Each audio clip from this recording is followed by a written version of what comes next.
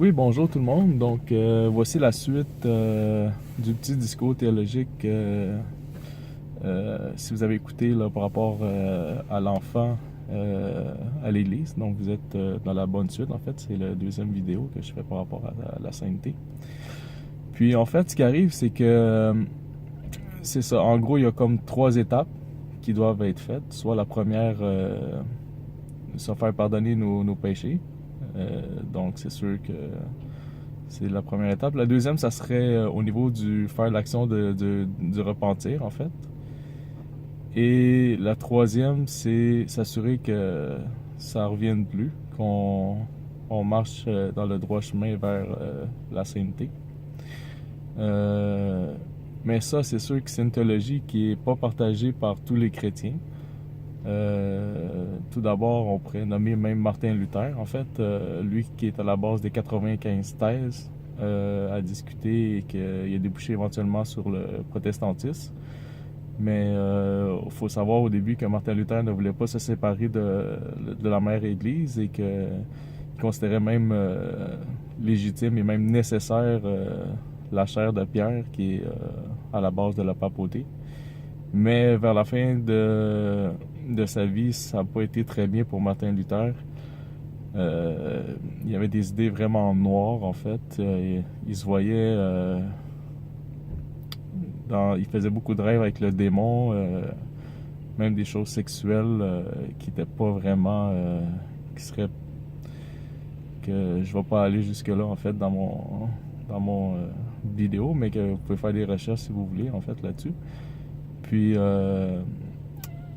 c'est lui dans le fond il a développé l'idée comme quoi que puis ouais il parle aussi de tuer des juifs puis brûler les synagogues.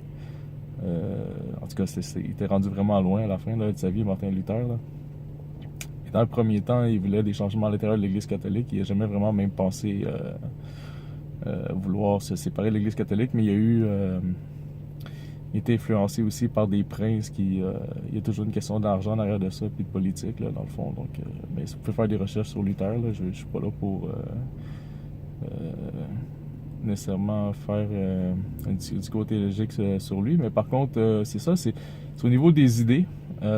Justement, lui, il avait l'idée, on appelle ça Donkey Cover with Snow.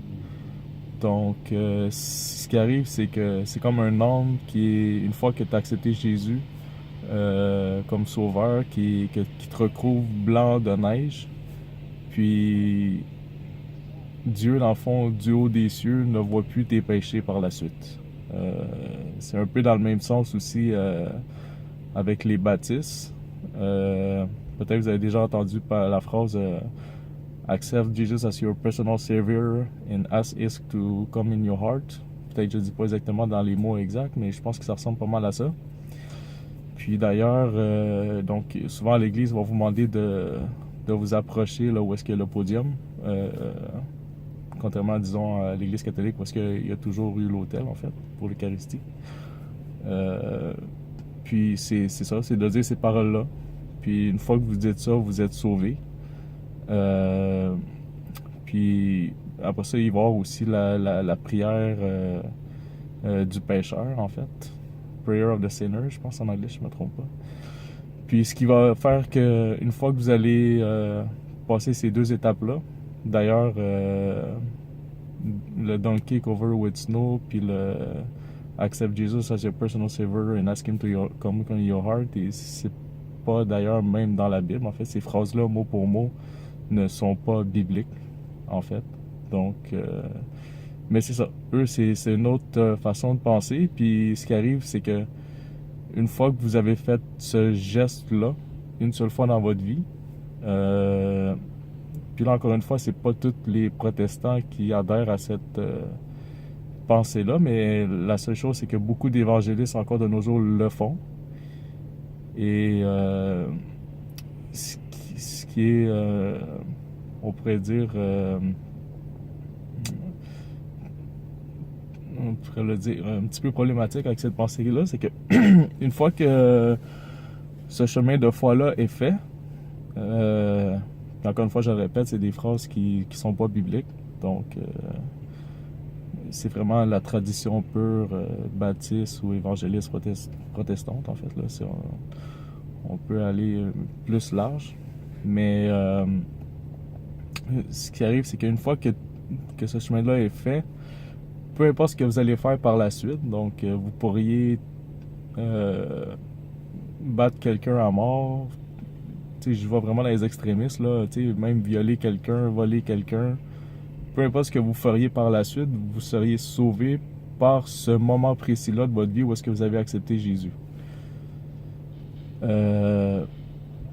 Par contre, c'est pas ce que la Bible semble dire, parce que il y a plusieurs passages qui disent justement que c'est qu'est-ce que vous allez faire qui va faire vraiment la différence. D'ailleurs, il y a des passages qui disent que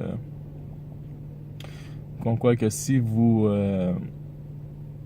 dans le fond au temps de la résurrection, en fait, Jésus va dire comme aussi qu'il ne vous connaît pas, même si vous avez parlé en son nom, vous avez prêché en son nom. Il va dire que vous êtes ceux qui commettent l'iniquité, donc il ne vous a jamais connu, en fait.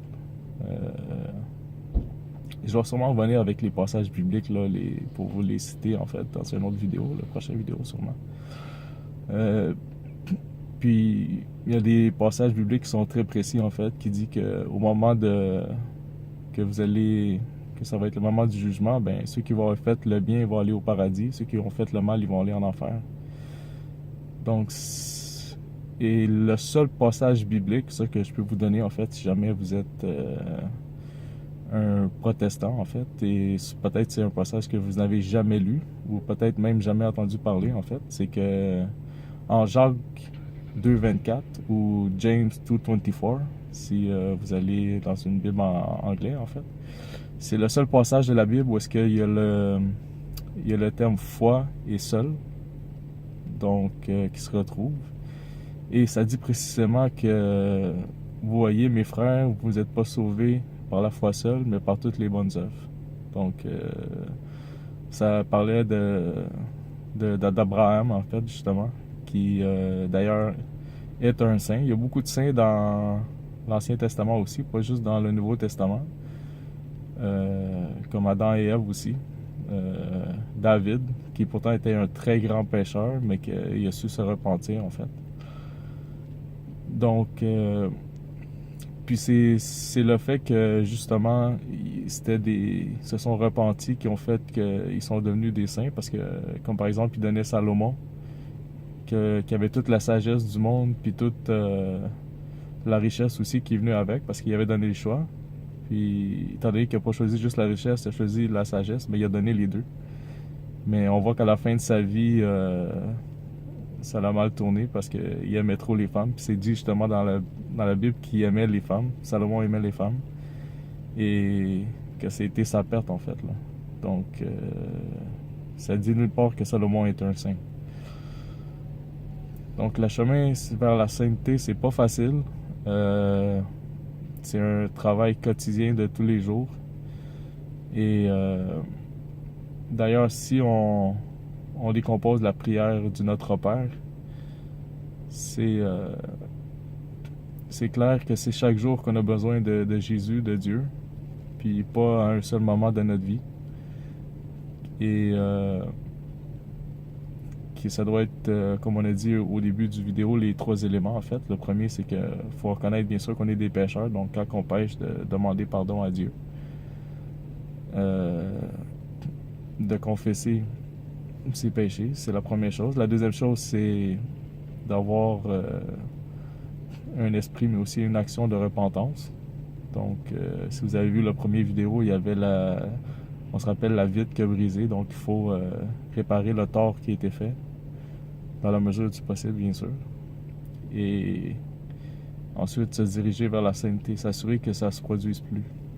Donc, c'est pas de se dire que j'ai accepté Jésus dans ma vie, je suis rendu blanc comme neige, puis je peux faire ce que je veux.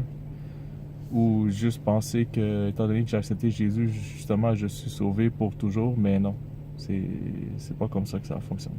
Donc, je suis désolé si quelques-uns d'entre vous trouvent ce message dur, mais c'est à vous de peut-être lire par vous-même la Bible, puis vous renseigner autour de vous, puis voir les différentes opinions, puis essayer de le plus possible comprendre qu'est-ce que Dieu veut vraiment de nous, qu'est-ce qu'il s'attend de nous.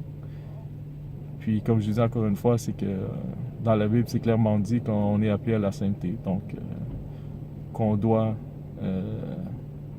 être des saints le plus possible.